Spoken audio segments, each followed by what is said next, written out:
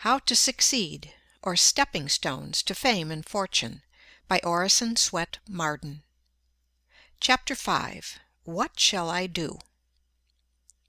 No man ever made an ill figure who understood his own talents, nor a good one who mistook them. Swift.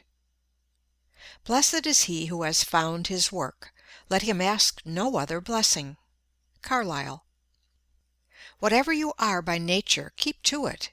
Never desert your line of talent. Be what nature intended you for, and you will succeed. Be anything else, and you will be 10,000 times worse than nothing. Sydney Smith. He who is false to present duty breaks a thread in the loom, and will find the flaw when he may have forgotten its cause. Beecher. I am glad to think I am not bound to make the world go round, but only to discover and to do, with cheerful heart, the work that God appoints. Jean Ingelow. Do that which is assigned you, says Emerson, and you cannot hope too much or dare too much. There is at this moment for you an utterance brave and grand as that of the colossal chisel of Phidias, or trowel of the Egyptians, or the pen of Moses or Dante, but different from all these. I felt that I was in the world to do something, and thought I must, said Whittier, thus giving the secret of his great power. It is the man who must enter law, literature, medicine, the ministry, or any other of the overstocked professions, who will succeed. His certain call, that is, his love for it, and his fidelity to it, are the imperious factors of his career.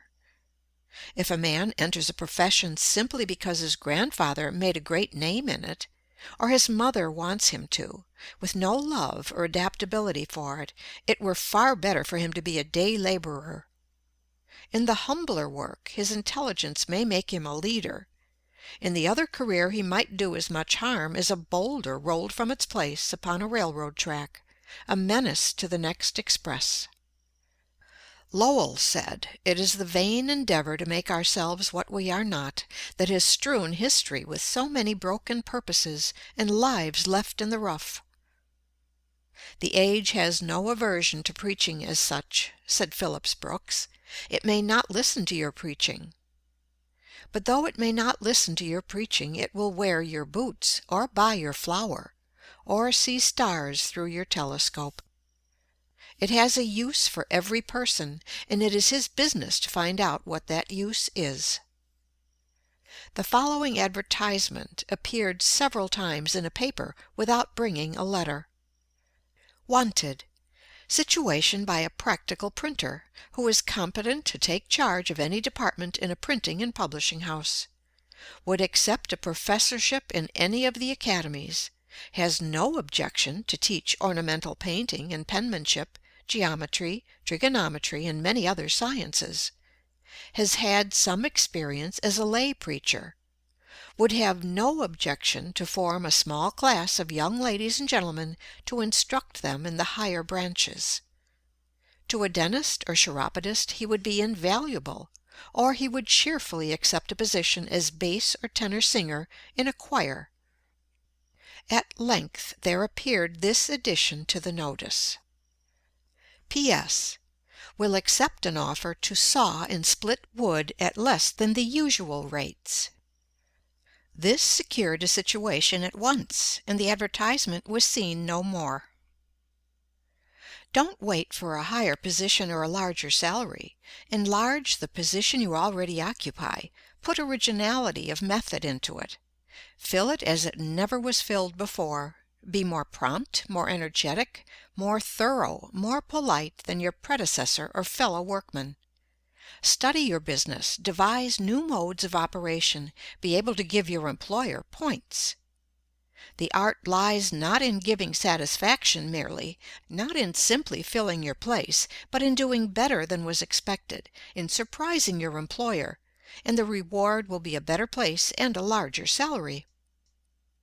He that hath a trade, says Franklin, hath an estate, and he that hath a calling hath a place of profit and honor. A plowman on his legs is higher than a gentleman on his knees. Follow your bent. You cannot long fight successfully against your aspirations. Parents, friends, or misfortune may stifle and suppress the longings of the heart, by compelling you to perform unwelcome tasks. But, like a volcano, the inner fire will burst the crusts which confine it and pour forth its pent-up genius and eloquence in song, in art, or in some favorite industry. Beware of a talent which you cannot hope to practice in perfection. Nature hates all botched and half-finished work, and will pronounce her curse upon it. Your talent is your call. Your legitimate destiny speaks in your character. If you have found your place, your occupation has the consent of every faculty of your being. If possible, choose that occupation which focuses the largest amount of your experience and tastes. You will then not only have a congenial vocation, but will utilize largely your skill and business knowledge, which is your true capital. There is no doubt that every person has a special adaptation for his own peculiar part in life. A very few, the geniuses we call them, have this marked in an unusual degree and very early in life. A man's business does more to make him than anything else. It hardens his muscles, strengthens his body, quickens his blood, sharpens his mind, corrects his judgment, wakes up his inventive genius, puts his wits to work, starts him on the race of life, arouses his ambition, makes him feel that he is a man and must fill a man's shoes, do a man's work, bear a man's part in life, and show himself a man in that part. No man feels himself a man who is not doing a man's business. A man without employment is not a man. He does not prove by his works that he is a man. 150 pounds of bone and muscle do not make a man. A good cranium full of brains is not a man. The bone and muscle and brain must know how to do a man's work, think a man's thoughts, mark out a man's path, and bear a man's weight of character and duty before they constitute a man. Whatever you do in life, be greater than your calling. Most people look upon an occupation or calling as a mere expedient for earning a living.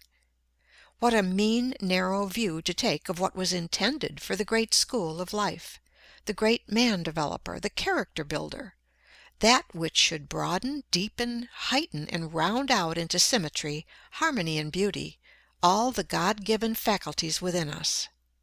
How we shrink from the task and evade the lessons which were intended for the unfolding of life's great possibilities into usefulness and power, as the sun unfolds into beauty and fragrance the petals of the flower. Girls, you cheapen yourselves by lack of purpose in life, says Rena L. Miner. You show commendable zeal in pursuing your studies. Your alertness in comprehending and ability in surmounting difficult problems have become proverbial. 9 times out of 10 you outrank your brothers thus far, but when the end is attained, the goal reached, whether it be the graduating certificate from a graded school or a college diploma, for 9 out of every 10 it might as well be added thereto, dead to further activity, or sleeping until marriage shall resurrect her. Crocheting, placking, dressing, visiting, music, and flirtations make up the sum total for the expense and labor expended for your existence. If forced to earn your support, you are content to stand behind a counter, or teach school term after term in the same grade, while the young men who graduated with you walk up the grades, as up a ladder, to professorship and good salary, from which they swing off into law, physics, or perhaps the legislative firmament, leaving difficulties and obstacles like nebula in their wake. You girls, satisfied with mediocrity, have an eye mainly for the main chance, marriage. If you marry wealthy, which is marrying well according to the modern popular idea, you dress more elegantly, cultivate more fashionable society, leave your thinking for your husband and your minister to do for you, and become in the economy of life but a sentient non-entity. If you are true to the grand passion and accept with it poverty, you bake, brew, scrub, Spank the children and talk with your neighbor over the back fence for recreation, spending the years literally like the horse in a treadmill, all for the lack of a purpose. A purpose sufficiently potent to convert the latent talent into a gem of living beauty, a creative force which makes all adjuncts secondary, like planets to their central sun. Choose some one course or calling and master it in all its details. Sleep by it, swear by it, work for it, and if marriage crowns you, it can but add new glory to your labor. Dr. Hall says that the world has urgent need of girls who are mother's right hand, girls who can cuddle the little ones next best to mama, and smooth out the tangles in the domestic skein when things get twisted, girls whom father takes comfort in for something better than beauty, and the big brothers are proud of for something that outranks the ability to dance or shine in society. Next, we want girls of sense. Girls who have a standard of their own regardless of conventionalities, and are independent enough to live up to it. Girls who simply won't wear a trailing dress on the street to gather up microbes and all sorts of defilement. Girls who don't wear a high hat to the theater or lacerate their feet with high heels and endanger their health with corsets. Girls who will wear what is pretty and becoming and snap their fingers at the dictates of fashion when fashion is horrid and silly. And we want good girls, girls who are sweet, right straight out from the heart to the lips, innocent and pure and simple girls, with less knowledge of sin and duplicity and evil doing at 20 than the pert little schoolgirl of 10 has all too often. And we want careful girls and prudent girls who think enough of the generous father who toils to maintain them in comfort, and of the gentle mother who denies herself much that they may have so many pretty things, to count the cost and draw the line between the essentials and non-essentials. Girls who strive to save and not to spend. Girls who are unselfish and eager to be a joy and a comfort in the home, rather than an expense and a useless burden. We want girls with hearts, girls who are full of tenderness and sympathy, with tears that flow for other people's ills, and smiles that light outward their own beautiful thoughts. We have lots of clever girls and brilliant girls and witty girls.